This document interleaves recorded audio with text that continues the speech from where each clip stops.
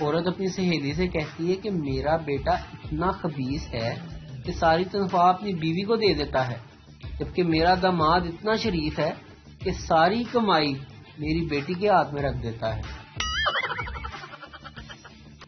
ایک medical store والا غصے میں سردار مریض سے کہتا ہے کہ اگر آئندہ سر درد کی گولی لینی ہو تو ڈاکٹر کا نسخہ ساتھ لانا، یہ کیا تم ہر بار نکاح نامہ اٹھا کر چلے آتے ہو؟ تمام دعائیں غریبوں کی پہنچ سے دور رکھیں، طبیعت زیادہ خراب ہو تو ورلڈ کپ 92 کی جھلکیاں دیکھیں۔ وزارت صحت، حکومت نیا پاکستان۔ رات 2 بجے بیگم کے موبائل پر لائٹ جلی تو شوہر نے دیکھا اور بیگم کو تھپڑ مار کر بولا، یہ تم کو رات کے 2 بجے کس الو کے پٹھے نے بیوٹیفل لکھ کر بھیجا ہے؟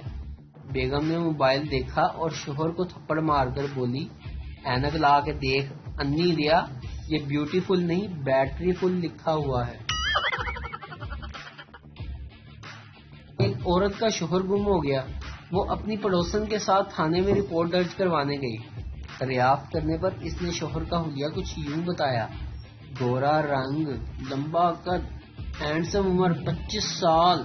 پڑوسن نے سرگوشی میں کہا، جھوٹ کیوں بول رہی ہو؟ تمہارا شوہر تو چھوٹے قد کا، موٹا اور کالا ہے، اس کی عمر بھی 40 سال ہے۔ عورت بولی، جو ہو گیا سو ہو گیا، کم از کم اب جو ملے گا وہ تو اچھا ہونا چاہیے۔ میاں بیوی شاپنگ مال میں شاپنگ کر رہے تھے کہ بھکاری نے کہا کہ شہزادی کچھ مدد کر دو، میں اندھا ہوں۔ شوہر کہنے لگا، ارے بیگم جلدی سے اسے 100 کا نوٹ پکڑا دو۔ بیوی، بھلا وہ کیوں؟ شوہر، کیونکہ بیگم یہ واقعی اندھا ہے جو تم کو شہزادی کہہ رہا ہے۔